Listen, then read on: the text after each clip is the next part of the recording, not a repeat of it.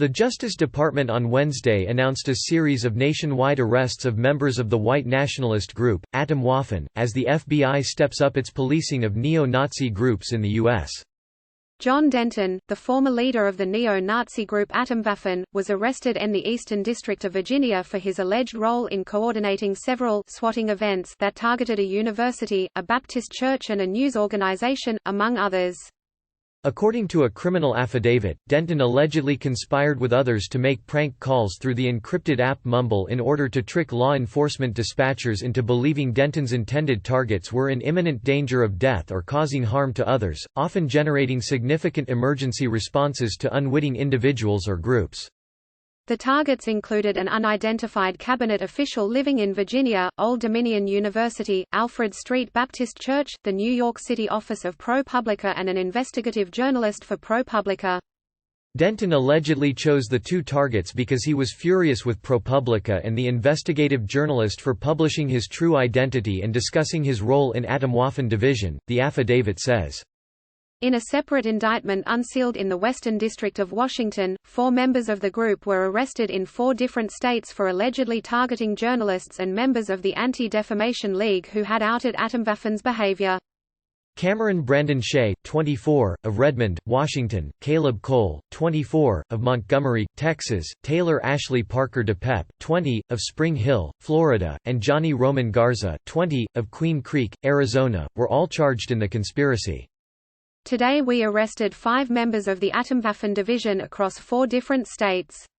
Why I bring that up is I think it's important for you to understand every single person in the FBI is going to work a threat when we have a threat, Jill Sanborn, Assistant Director, FBI Counterterrorism Division, said at a congressional hearing on anti-Semitism on Wednesday.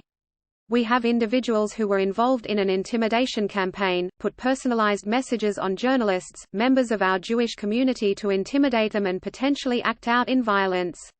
And when that happens in those 4 states, every single person in those field offices working that arrest today, whether they're a fugitive agent or a counterintelligence agent, they're working that arrest. The posters sent to journalists allegedly showed an image of a reporter with a message that read, "Two can play at this game," and, "Death to pigs." The men allegedly used encrypted online chat groups to identify journalists they wanted to intimidate.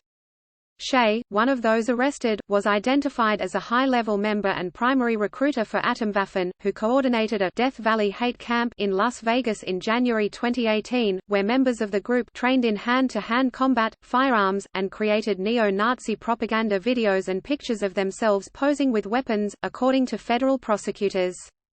The subjects arrested here this morning and the other subjects arrested around the country posed a legitimate and escalating threat to anyone who dared counter or try to expose their activities.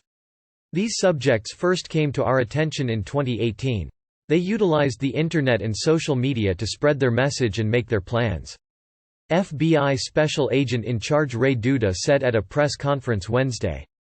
As the group expanded, they participated in military-style training and hate camps. Investigating them wasn't easy, he continued. The subjects took steps to conceal their identities and activities both online and in real life. The subjects arrested today crossed the line from protected ideas and speech to illegal acts of intimidation and coercion. As a part of their harassment operation, one member of the group suggested picking targets on the Society of Professional Journalists online directory. One responded that he had picked out 3 targets, and one was Jewish. Garza, identified in the indictment, wrote back that he had found a leader of a association of black journalists in his state. Cole, one of the Atomwaffen members charged Wednesday, also suggested the group could buy rag dolls and knives so the group would leave a doll knifed through the head at their target locations. One of the reasons the group sought to target journalists in particular is because they were particularly incensed about ProPublica, PBS documenting hate series, where Cole was identified as an Atomwaffen member. Cole, in a recorded message to Atomwaffen's leadership, said as a response to the story, "The matter of these nosy reporters coming into our daily lives, where we work, where we live, where we go in our spare time. We must simply approach them with nothing but pure aggression. We cannot let them think they are safe in our very presence alone." Separately from the arrests, Sam Woodward was identified as an alleged member of Atomwaffen who was supposed to attend the Death Valley hate camp before being arrested for the high-profile murder of openly gay college student Blaze Bernstein, authorities said in the indictment.